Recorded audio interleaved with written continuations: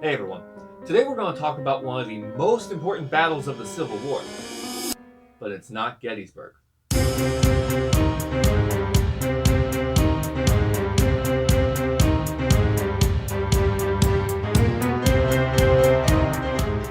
How's it going, everybody? Welcome to Virtual History 360. I'm Mr. Wade, and today we're going to talk about the most important battle of the Civil War that you probably have not heard of. Fort Donelson in Tennessee was the first major victory for the Union during the war. In February of 1862, Union forces under the leadership of Ulysses S. Grant began to move south. In the northwest corner of the state, the Confederates were building three forts: Henry, Hyman, and Donelson. They were designed to protect the Tennessee and Cumberland rivers, which ultimately protected Nashville. U.S. Grant decided to use his new weapons, the Ironclads, to attack the forts. He started at Fort Henry, and since it was not finished, he took it rather easily. Now, in case you don't know the significance of ironclad armor, let's head to my classroom. Ironclads were the new invention to protect ships. They were iron armor covered ships. Yes? Now, what was the purpose? If you were on the western rivers, I want you to pretend. Put yourself in the position. I want you to pretend that you are Confederate soldiers and you're in a fort on a river. Just for the sake of our future lesson, we're going to be covering Fort Donelson. I want you to pretend that you're covering Fort Donelson. This is the Cumberland River right here. Okay? I'll play the role of a Union ship. Just a regular wooden Union ship. Don't stop, right? And if I come sailing down your river, what are you going to do? Shoot You're just going to let me... Oh no! Oh no! out of this house! Oh no, I say! Be gone! So what just happened? You died. I Get your couldn't, booty. I couldn't get close to you, could I? No. Does this make sense now? Yeah. Alright, reload, everyone gets one.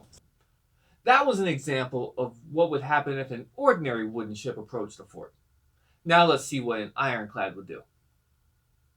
Alright, so now let's run the same simulation again. Okay? Again, you guys are Confederate soldiers at Fort Donelson. I'm a Union ironclad this time. Let's see what happens. Hey, Jump up. Inside.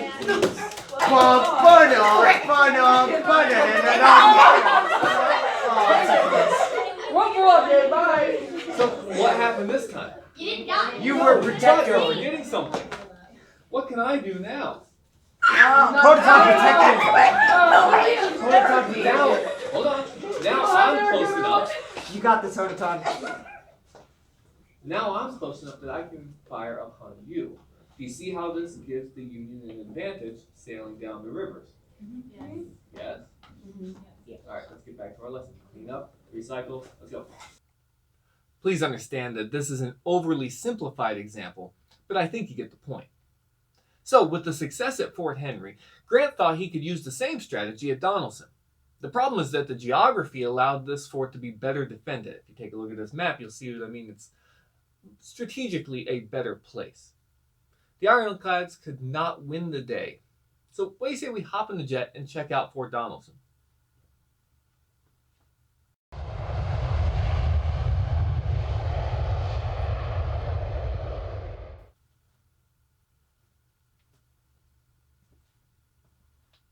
All right, here we are.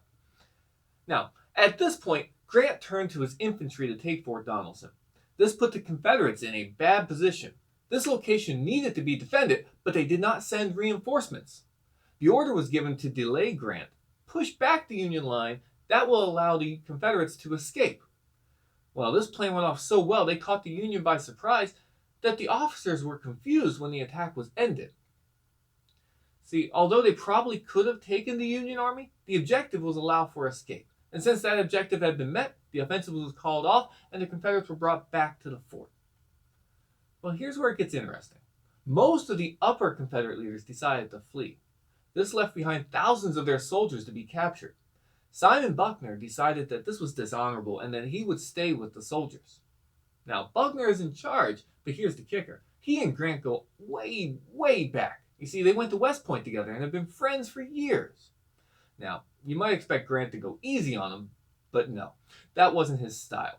When Buckner asked Grant to declare his terms for surrender, Grant replied with, "No terms except unconditional and immediate surrender." Now, with the threat of the Union attacking his men, Buckner accepted this. Afterwards, people started saying that the U.S. in Grant's name stood for unconditional surrender. Unconditional surrender, Grant.